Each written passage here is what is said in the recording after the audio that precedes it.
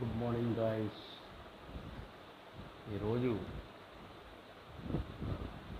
సందేశంతో నేను ముందుకు వచ్చిన అన్నదమ్ములు ఒక తల్లి పిల్లలు, అన్నదమ్ములైపోయింది, అక్కదమ్ములైపోయింది, కలిసి ఉన్నంత వరకు అవసరమైతే సాయం చేయలేకపోతుంది. అన్నదమ్ముల మధ్య వ్యత్యాసం ఒకరికి ఉండేది.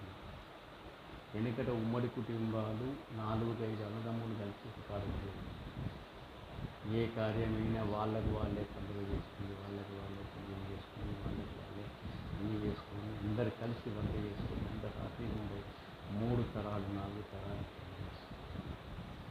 నేను ఈరోజు ఒక్క తరముల్ని విడిపోతానంటే దీనికి మెయిన్ ఆడవాళ్ళే. దయచేసి మీరు అక్క జిల్లాలు ఎత్తుంటారో అన్నదమ్ములు కూడా అర్థించాలి. ఎందుకంటే ఈరోజు చెడ్డకులు మోసం చేస్తారు, అన్నదమ్ములు ప్రేమగా మారింది, చెడ్డకులు మోసం చేస్తారు. దయచేసి మీ వల్లనే కుటుంబాలు ఏదైపోతుంది. ఒక ఇంటికి కూడలు, ఒక ఇంటికి ఆడబిడ్డ ఉన్నది.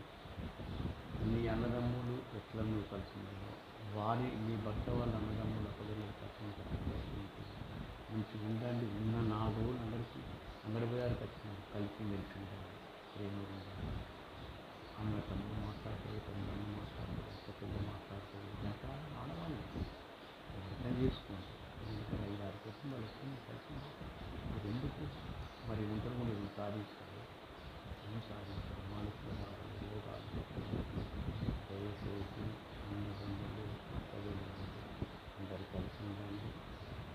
కలిసి ఉంటే మనిషికి 5,000 4,000 2,000 కుటుంబానికి లేదు.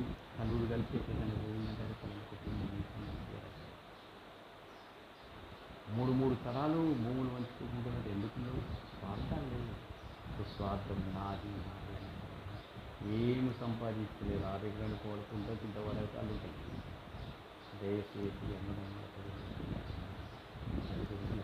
నేను కూడా ఉన్నాను. నాకు 3 అక్కడే అందరం. నేను చిన్నవాడినైనా మా అన్నలకు కూడా లక్ష్యం లేకుండా అందరికి సాయం చేసింది.